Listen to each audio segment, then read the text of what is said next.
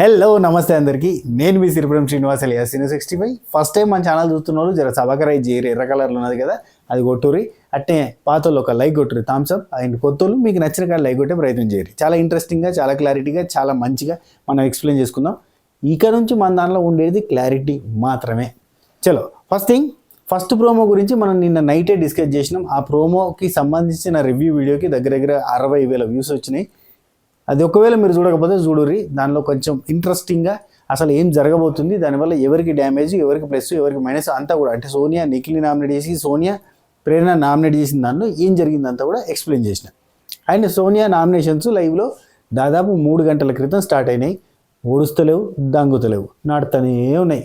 నేను ఆల్రెడీ నిన్న ప్రోమో రివ్యూలోనే చెప్పిన, దాదాపు 2.5 hours పాటు ప్రేరణ నామినేట్ చేసింది, చేతనే ఉంది. ఇక ఆ తర్వాత నిఖిల్ని దగ్గర ఒక 1.5 hour నామినేట్ చేసింది. దాదాపు ఒక 3.5 hours 4 hours పాటు నామినేషన్స్ చేసింది సోనియా. అండ్ ఆ తర్వాత అంత లెంతీ నామినేషన్స్ ఎవరు చేయలేదు అనేది ఇన్ఫర్మేషన్ ఆల్రెడీ నేను నైట్ ప్రోమో డిస్కషన్స్లోనే చెప్పేసిన. అండ్ రెండోది, దీనికంటే ముందు ఒక వీడియో చేసిన, అదే మన ఎపిసోడ్ రివ్యూ. చాలా ఇంట్రెస్టింగ్ ఉంటుంది, చాలా మంచి పాయింట్స్ కవర్ చేసిన. అందరూ కవర్ చేసిన దానికంటే 4 ఆకులు ఎక్కువనే కవర్ చేస్తున్నా. చాలా క్లారిటీగా నాకు తెలిసిన ఇన్ఫర్మేషన్ అంతా చెప్దామని ఫిక్స్ అయినా. ఇక షోకి మరీ లీకులు ఇవ్వద్దు అన్న సెన్స్లో నేను చెప్పకుండా ఆపిన చాలా రోజుల నుంచి. అండ్ ఇప్పుడు నాకు తెలిసిన ఇన్ఫర్మేషన్ అంతా కలిపి చెప్పే ప్రయత్నమే చేస్తున్నా. చాలా క్లారిటీగా 2 రోజుల నుంచి వీడియోలు ఉంటాయి, చూడొచ్చు. అండ్ దీనికంటే ముందు పెట్టిన వీడియో అయితే చూడుర్రి, ఎపిసోడ్ రివ్యూ. చాలా మ్యాటర్స్ కవర్ చేసిన, రైట్. ఇప్పుడు రెండో ప్రోమో వచ్చింది. చూడని వాళ్ళు ఉంటే ఒకసారి ప్రోమో చూడుర్రి, చూసి వచ్చిన తర్వాత ఈ వీడియో చూడుర్రి. ఫస్ట్ ప్రోమోలో మనకి సోనియా నిఖిల్ని, ఈ ప్రేరణని నామినేట్ చేసిన విధానం ఏంటంటే, వాళ్ళ గ్రూప్లో ఇది డివైడెన్స్, అంటే లైక్ నిఖిల్కి యష్మికి పంచాయతీ పెట్టించినట్టు, రెండోది ప్రేరణకి పృథ్వీకి పంచాయతీ పెట్టించినట్టు. So that kind of nominations Sonia దగ్గర నుంచి మనం చూసినాం. అదే టోటల్గా వీళ్ళ గ్రూప్ గేమ్ని ఎక్స్పోజ్ చేస్తా, వాళ్ళ గ్రూప్ గేమ్ ఏ రేంజ్లో పోతుంది, బయట ఎంత గ్రూప్, అసలు కంప్లీట్గా క్లియర్ పిక్చర్, క్రిస్టల్ క్లారిటీ తోటి క్లియర్ పిక్చర్ చూపించిండు. మామూలు కాదు. ఇన్ని రోజులు నాగార్జున సార్ చెప్పిన, చుట్టాలు చెప్పిన, వాళ్ళకి చెప్పిన, వీళ్ళకి చెప్పిన గ్రూప్ గేమ్ గురించి జస్ట్ ట్రైలర్ మాత్రమే. కంప్లీట్ పిక్చర్ చూపించింది మాత్రం ఖచ్చితంగా శేఖర్ భాష అన్న. హ్యాట్స్ ఆఫ్ టు శేఖర్ భాష అన్న. అరవలేదు, లొల్లి లేదు, పంచాయతీ లేదు, ఒర్రుడు లేదు, గోస లేదు, టార్చర్ లేదు. సింపుల్గా పాయింట్ టు పాయింట్, ఇది పాయింట్, ఇది పాయింట్, ఇది పాయింట్ అని చెప్పిండు. ప్రోమో చాలా నీట్గా ఉంది. ఇట్లా నీట్గా చెప్పేటోళ్ళని హైలైట్ చేయరు జనాలు. పిచ్చి కుక్కలకు పిచ్చిగా ఒర్రుకుంటూ పోతేనే వాళ్ళని హైలైట్ చేస్తారు. అదే నీట్గా పాయింట్లు చెప్పేటోళ్ళని హైలైట్ చేయరు. లేదంటే శేఖర్ భాష అన్న అప్పుడు ఎలిమినేట్ అయ్యే కంటెస్టెంట్, తోపు కంటెస్టెంట్ ఇన్ దిస్ సీజన్. అనవసరంగా స్టార్టింగ్గా పంపించేసారు. జనాలకి ఏంది గట్టిగా అరవాలి, గుండెలు బాదుకోవాలి, కింద పడి కొట్టుకోవాలి, అదిగా సార్ కావాల్సింది అనేదో సినిమాలో ఉంటుంది డైలాగ్. ఆ టైంలో ఆ ఓవర్ బిల్డప్ ఇచ్చేటోళ్ళే అవసరం వచ్చింది. మంచి కంటెస్టెంట్లు అవసరం రాలేదు. అందుకే ఆదిత్య ఓం అన్న కావచ్చు, శేఖర్ భాష అన్న కావచ్చు, అట్లాంటి మంచి కంటెస్టెంట్లు వెళ్ళిపోయారు. సరే పోన్లే, ఇది మారదు చెప్పితే ఓకే. అయితే ఇప్పుడు మనం మాట్లాడుకోవాల్సింది ఏంటంటే, శేఖర్ భాష అన్న చెప్పిన పాయింట్ల వల్ల గేమ్లో ఏం చేంజ్ వస్తుంది. బయట ఒకటి సర్క్యులేట్ అవుతుంది, నాకు కూడా కామెంట్ చేశారు, అసలు ఇది కరెక్ట్ కాదు, ఇట్లా బయట నుంచి నామినేషన్లు చేయడం కరెక్ట్ కాదంటే. ఇది ఎవరికి ప్లస్ తెలుసా? ఇప్పుడు కంప్లీట్గా గ్రూప్ గేమ్ ఆడుతున్న వాళ్ళకే ప్లస్.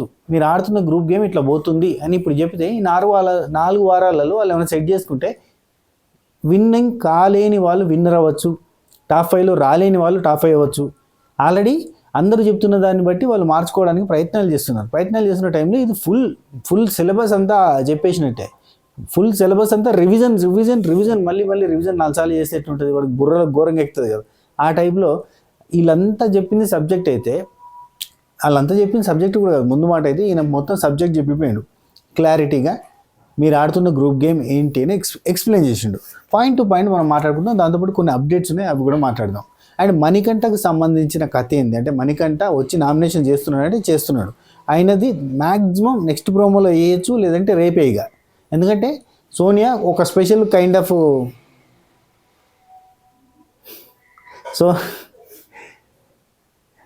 వీడియో పెట్టేదాకా రావబ్బాయి సప్పుళ్ళు, ఎంత బీపీలు ఎత్తుంది వీడియో పెట్టైనా బర్ర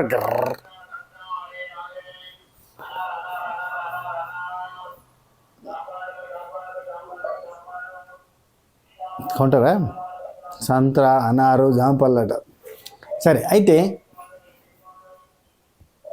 అయితే ఇప్పుడు శేఖర్ భాష అన్న పాయింట్ టు పాయింట్ మనం మాట్లాడుకుందాం. ఏజ్ ఫస్ట్ థింగ్, కొన్ని అప్డేట్స్ ఉన్నాయి కదా, మణికంఠ అది రేపేస్తారు 99 ఎందుకంటే ఒక స్పెషల్ కైండ్ ఆఫ్ కంటెస్టెంట్లు కాబట్టి సోనియా కానీ మణికంఠ కానీ వాళ్ళకి కొంత బజ్ ఉంది కాబట్టి వాళ్ళని సపరేట్గా ఒకరోజు వీళ్ళది ఒకరోజు వాళ్ళది వేసే ఛాన్స్ ఉంది. అయితే మనకి ఇంకా రాబోతున్న వాళ్ళు ఎవరంటే ఆదిత్యవర్మ, నైనిక కూడా రాబోతున్నారు. మరి మిగతా వాళ్ళ గురించి అయితే అప్డేట్ లేదు, అంటే సీత రాబోతుందా లేదా ఇట్లాంటి కొన్ని అప్డేట్లు లేవు. సో ఇప్పుడు మనకు ఉన్నంత వరకు అయితే ఆదిత్యవర్మ రాబోతున్నాడు, నైనిక రాబోతుంది. వాళ్ళిద్దరికి సంబంధించిన ప్రోమో నెక్స్ట్ ప్రోమోగా థర్డ్ ప్రోమోగా వచ్చే ఛాన్స్ ఉంది. ఇక మనకంటే స్పెషల్గా రేపు వేసే ఛాన్స్ ఉంది. So that's the matter. అయితే మనం ఇప్పుడు మాట్లాడుకోవాల్సింది ఏంటంటే, మనకి ఇప్పుడు చూపించింది ఇద్దరి నామినేషన్స్, ఒకటి బేబక్క, రెండు శేఖర్ భాష అన్న. బేబక్క ఇద్దరిని నామినేట్ చేసింది, ఒకటి పృథ్వీ, రెండు నిఖిల్ని. పృథ్వీని ఎందుకు చేసింది, ఫిజికల్ టాస్క్లలో గుద్ది చంపుతానో అది ఒకటే కాదు, ఆట అంటే అన్ని రకాలుగా ఆడాలి అనేది ఒక పాయింట్ చెప్పి, ఆ తర్వాత నువ్వు చెప్పిన కాడ ఇనవు అనే మాట మాట్లాడుతుంటే టక్కన మనోడు చాలా మాటలు కొద్దిసేపు డిస్కషన్స్ తర్వాత పృథ్వీ వెకిలి చేస్తుంటాడు చూడు, తీసి పారేయాలి, అవతల వాళ్ళని తీసేయడం అనేది ఒక కాన్సెప్ట్. ఇప్పుడు ప్రేరణ చేస్తుంటుంది అండ్ పృథ్వీ కూడా అదే చేస్తుంటాడు, అవతల వాళ్ళని చీప్గా తీసేయాలి. సో అదే ప్రాసెస్లో ఎందుకు ఎడుతున్నారు నామినేషన్స్కి వచ్చి, ఎందుకు ఎడుతున్నారు మీరు నామినేషన్స్కి వచ్చి అని చెప్పి ఎక్కిరిస్తున్నానట. అంటే నన్ను నామినేట్ చేసుకుంటే నువ్వు ఎడుస్తున్నావు అంటే, యాక్చువల్లీ బేబక్క చాలా ఎమోషనల్ కైండ్ ఆఫ్ కంటెస్టెంట్. ఖచ్చితంగా బేబక్క ఎక్కువ రోజులు ఉండకపోయేది, నెక్స్ట్ వారం ఉండగానే ఎలిమినేట్ అయిపోయింది. ఎందుకంటే తను ఇవన్నీ మాటలు పడలేదు, మాటలు తీసుకోలేదు, మాటలు తీసుకోలేదు. కాబట్టి అట్లాంటి కంటెస్టెంట్ ఖచ్చితంగా ఎక్కువ రోజులు బిగ్ బాస్ సర్వైవ్ కాలేదు. చాలా మాటలన్నా తీసుకోలేకపోతే అక్కడ ఉండలేము ఆ మెంటల్ టెన్షన్కి. ఆమె నామినేషన్స్ కూడా ఇప్పుడు చేస్తున్నప్పుడు కూడా ఎమోషనల్గా మాట్లాడుతుంది.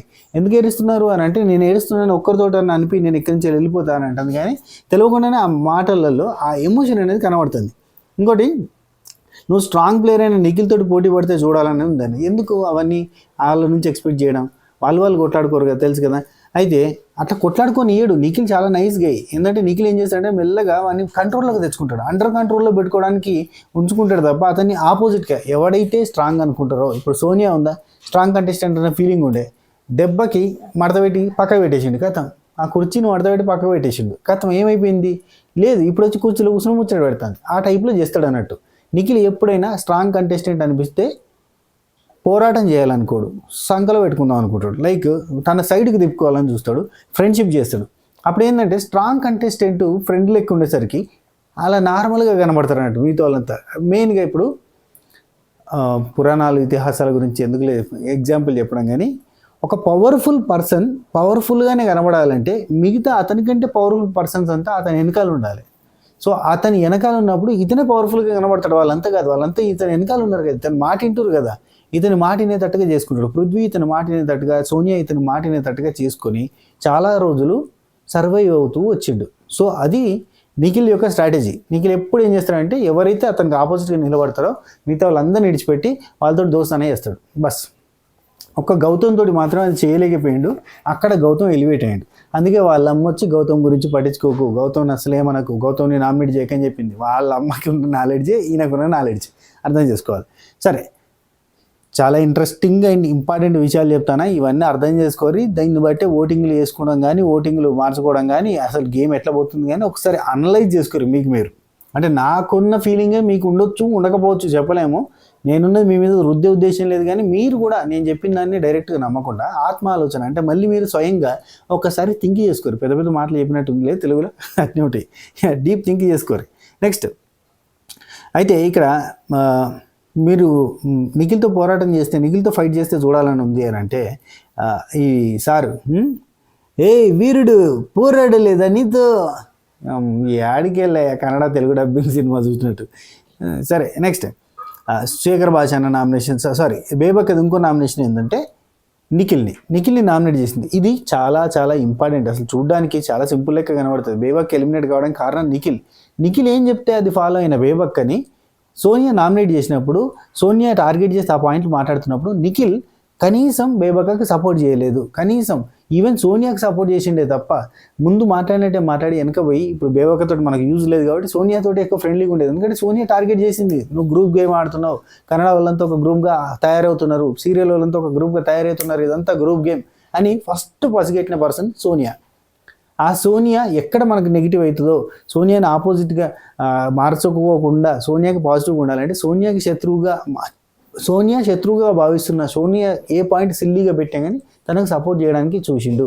ఇతను చెప్పిన ప్రాసెస్ చేసిన బేబక్కని, ఇతను చెప్పిన మాటని విన్న బేబక్కని ఉత్తగా బకరాన్ చేసి ఎలిమినేట్ అయ్యేదాకా తీసుకుపోయిండు. ఆ పప్పు సంగతి, ఆ కుక్కర్ సంగతి, అదంతా కూడా వంట సంగతి అంతా కూడా నిఖిల్ నేను మేనేజ్ చేస్తా అంటూ బలిపశువుని చేసి విడిచిపెట్టిండు. లేదు నేను చేయమంటేనే చేసింది, నేను ఉండమంటేనే ఉన్నది, నేను వద్దంటేనే వద్దన్నది, ఇవన్నీ చెప్పొచ్చు నిఖిల్, చెప్పలే. ఇప్పుడు యష్మికి కూడా ఫుల్ క్లారిటీగా ఎట్లయితే చెప్పడో సేమ్ బేబక్క విషయంలో కూడా నీకు సోనియా దగ్గర ఫుల్ క్లారిటీతో చెప్పలే. ఏమంటే సైలెంట్గా ఉంటాడు అంతే, సైలెంట్గా నల్లి నడిపించేస్తూ ఉంటాడు. సరే, అయితే ఇదే పాయింట్ తీసింది కుక్కర్ది, నీకు తెలియదా మాడిపోయింది పప్పు, అందుకే కదా నన్ను నామినేట్ చేసింది, అందుకే కదా నేను వెళ్ళిపోయింది. ఆ రోజు సోనియా చెప్తే నువ్వు ఇన్ఫ్లుయెన్స్ అయిపోయావు, కుక్కర్ ఇష్యూలో నువ్వు మాట్లాడలేదు, అసలు సైలెంట్గా ఉన్నావు. సో అంటే నేను నీకు ఏం చెప్పలేదు అక్క, నేను ఏమనలేదు అంటే సైలెంట్గా ఉన్నావు, అదే పెద్ద తప్పు కదా అని ఇవన్నీ మాట్లాడిన తర్వాత ఇక నామినేషన్, ఇక ఆయన ఏమన్నాడు, సైలెంట్గా తీసుకుంటాడు నామినేషన్, అదే తలకాయ నొప్పి. నెక్స్ట్ శేఖర్ భాషణ నామినేషన్స్. అబ్బా వెరీ ఇంట్రెస్టింగ్ నామినేషన్స్. లిటరల్లీ ఒక్కొక్క పాయింట్ మాట్లాడుతుంటే ఒక రివ్యూవర్ మాట్లాడినట్టుగా ఉన్నది. ఫస్ట్ పాయింట్, నాకు రీచ్ తక్కువ అబ్బా, నిజంగా చెప్తానా, రీచ్ గట్టిగా ఉంటే ఈ పాయింట్లన్నీ గట్టిగా పోతాయి. చెప్తానా, ఎంత రాంగ్ థింగ్ ఉంటుందో తెలుసా నిఖిల్ సైడ్, దాన్ని పాజిటివ్ చేసి చెప్పాలంటే చెప్పేసుకోవచ్చు అన్నట్టు. ఆ టైప్లో ఇప్పుడు నిఖిల్ ఏడుస్తుంటే ఆ ఎమోషన్ అంతా ఎమోషనల్గా చూపించవచ్చు, అట్ ద సేమ్ టైం బయట జరుగుతున్న సిచ్యువేషన్స్ని కంపేర్ చేసి అదంతా ఉత్త ఫేక్ ఏడుపు, ఫేక్ కథ, ఇన్ని రోజులు గుర్తు రాలేదా, యష్మితో ఉన్నప్పుడు గుర్తు రాలేదా, సోనియాతో ఉన్నప్పుడు గుర్తు రాలేదా, ఇలాంటి యాంగిల్ అంతా ట్రూ లవ్ అవుట్ నాకు ఉంది బయట అనేది, ఇలాంటివన్నీ చేసేటప్పుడు గిల్లించుకున్నప్పుడు సంథింగ్ చేసుకున్నప్పుడు అట్లాంటప్పుడు గుర్తు రాలేదా అన్న ఫీలింగ్ రాదా? అవన్నీ ఏడిపోతాయి, గంగలు పోతాయా? రైట్, సరే అవన్నీ పక్కన పెట్టండి. సరే, నిఖిల్ వల్ల ఇబ్బంది పడిన, సరే ఇక్కడ ప్రేరణను నామినేట్ చేసిండు శేఖర్ భాషన్న. చాలా క్లారిటీ పాయింట్, అందరికీ ఉన్న డౌట్, అందరికీ ఉన్న ఫీలింగ్. నిఖిల్ వల్ల నువ్వు ఆ పానిపట్టు టాస్క్లో నువ్వు ఇబ్బంది పడ్డావు, రఫ్గా డీల్ చేసిండు, దానివల్ల నువ్వు చాలా ప్రాబ్లం ఫేస్ చేసినావు. సో యష్మి కూడా ఫేస్ చేసింది. అయితే నువ్వు నెక్స్ట్ నామినేషన్లో నిఖిల్ని నామినేట్ చేయకుండా, అంత స్ట్రాంగ్ పాయింట్ ఉన్నా కానీ నీకు నిఖిల్ని నామినేట్ చేయకుండా నువ్వు నీ టీం మెంబర్ అయిన గౌతమ్ కృష్ణని నామినేట్ చేసినావు. ఇది కరెక్టా అని అన్నాడు. అంటే లేదు నాకు అదే స్ట్రాంగ్ అనిపించింది అంటే, అంతకంటే స్ట్రాంగ్ ఉన్న నిఖిల్ని ఎందుకు నువ్వు నామినేట్ చేయలేదు అనేది జనాల క్వశ్చన్, నా క్వశ్చన్ కాదు, జనాల క్వశ్చన్. ఏమంటుంది, మూసుకోవాల్సిందే, జనాల క్వశ్చన్ అది. నిజంగా ఏదో ఆర్గ్యూ చేస్తే తప్ప అందులో బలం ఉండదు ఆర్గ్యుమెంట్లో. రెండో పాయింట్, నువ్వు మనిషిని, ఫస్ట్ పాయింట్ ఏది చెప్పినాను, నువ్వు మనిషిని పురుగులాగా చూస్తావు, రూడ్నెస్ తోటి కించపరుస్తుంటావు, రూడ్గా చూస్తావు, రూడ్గా డీల్ చేస్తావు, పురుగుని చూసినట్టు తీసి పారేస్తుంటావు, ఇలాంటివన్నీ చేస్తుంటావు, నీ చూపు ఇట్లా అని చూస్తావు అని ఒక పాయింట్ ఇదంతా చెప్పిండు.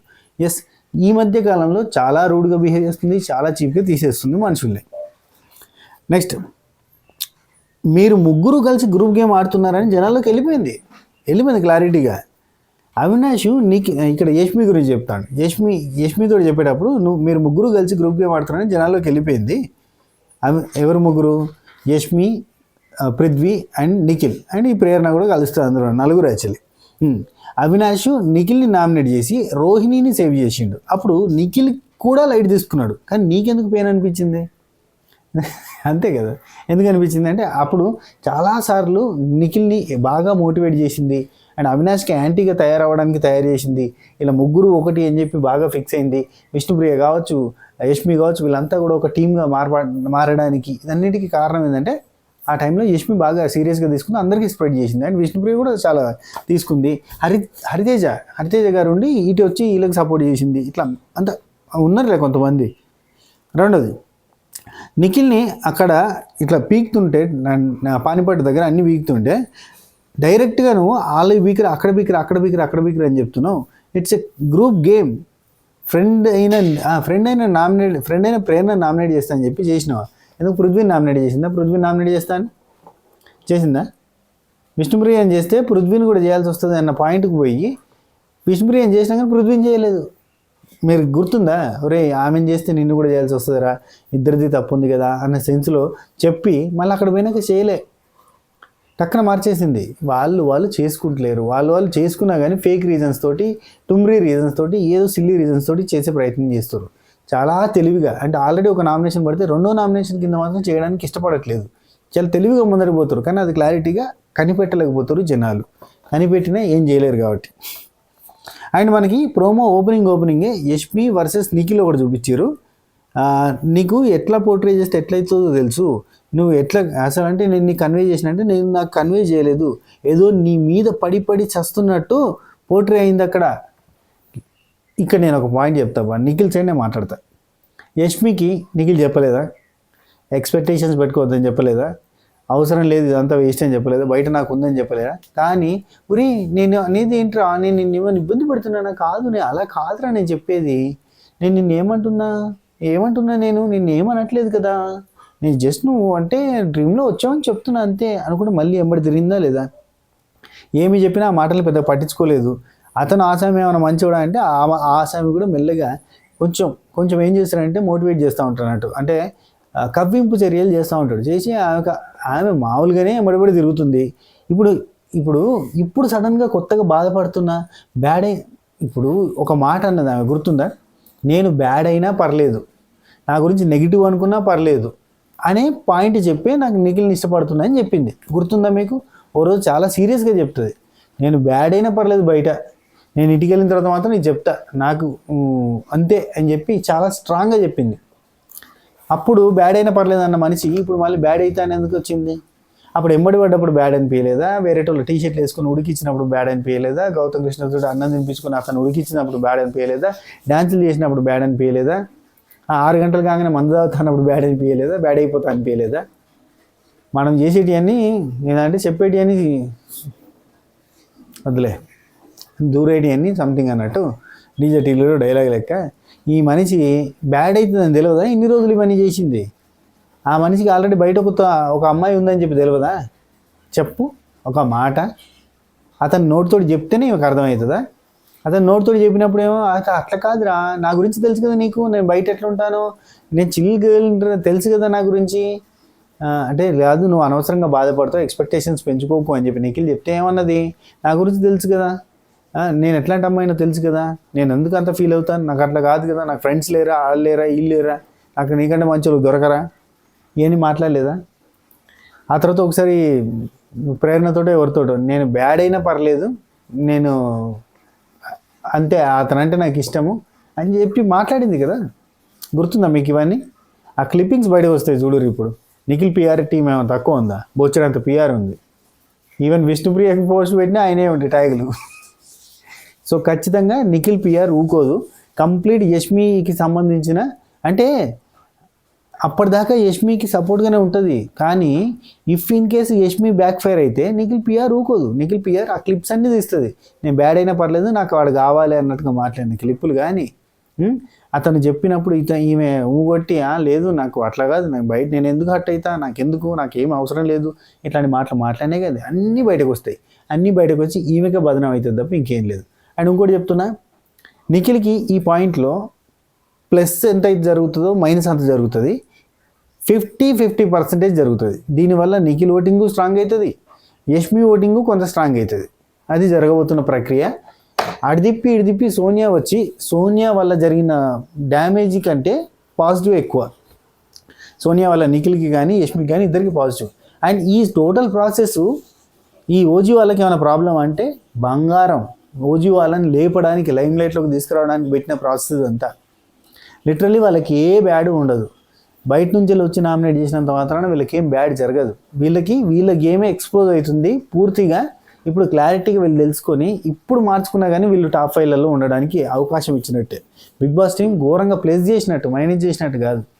మైనస్ అనుకుంటే మైనస్, ప్లస్సే ఇది యాక్చువల్లీ. నేను చెప్తున్నా కదా, దీనివల్ల ఈరోజు నిఖిల్కి సంబంధించిన ఫ్యాన్స్, అరాకొరా ఫ్యాన్స్ ఎవరైనా ఉంటే వాళ్ళందరూ కూడా యాక్టివేట్ అయిపోతారు. ఎవడన్నా యాక్టివేట్ కానోడు కూడా యాక్టివేట్ అవుతాడు. అండ్ యష్మికి ఉన్న ఫ్యాన్స్ తన సైడ్ వాదిస్తారు కావచ్చు, కానీ ఒకానొక పాయింట్ ఆఫ్ టైంలో ఖచ్చితంగా మూసుకోవాల్సి వస్తుంది. ఎందుకంటే అతను చెప్పిండు, డైరెక్ట్గా చెప్పిండా ఇండైరెక్ట్గా చెప్పిండు ఖచ్చితంగా అది యష్మి సైడ్ నెగిటివ్ అవుతుంది. అయ్యో యష్మి అమ్మాయి కదా, మాయే సన్నగా అరణవి నవ్వగా మతి తప్పి మనుషులే ఆగమాగమైపోతారే. ఆమె ఏడిచిందనో నవ్విందనో మీరు కాదు, పాయింట్ టు పాయింట్ ఆలోచించండి. యష్మికి చెప్పిండా లేదా? ఏదో ఒక టైప్లో చెప్పిండు. చెప్పినప్పుడు ఆడలు టక్కున పసిగట్టాలి. పసిగట్టకుండా పానిపట్టు యుద్ధం చేస్తే సరే. ఇవన్నీ పక్కన పెడితే ఇదంతా టుమ్రి. వీళ్ళు రాత్రికి మళ్ళీ కలిసిపోతారు, ఇవాళ కాకపోతే రేపు కలిసిపోతారు, మళ్ళీ అంతా దోస్తులే అవుతారు, మళ్ళీ ఫ్రెండ్లీ వైబ్ ఉంటుంది వీళ్ళల్లో. అన్నీ తెలిసే చేస్తుర్రు, ఖచ్చితంగా అనుకునే చేస్తుర్రు. ఇది నేను పక్కా బలవుది చెప్తా. ఇది మ్యాటర్ బై. ఈ వీడియోకి ఇంతే. నెక్స్ట్ వీడియోలో మళ్ళీ కలుద్దాం. అండ్ మిడ్ నైట్ ముచ్చట్లది రాస్తున్నా నేను, మధ్యలో రాసేలోపు ఈ ప్రోమో వచ్చింది. కంప్లీట్గా మిడ్ నైట్ ముచ్చట్లు నెక్స్ట్ లెవెల్లో ఉండబోతున్నాయి. అండ్ ప్రేరణ యష్మి వీళ్ళిద్దరు డిస్కషన్స్ చాలా ఇంట్రెస్టింగ్ ఉంటాయి. అదంతా మనం మాట్లాడుకుందాం. ఓకేనా? ఉంటా. Take care. Tata, by by, నమస్తే, శుభ ఖైర్.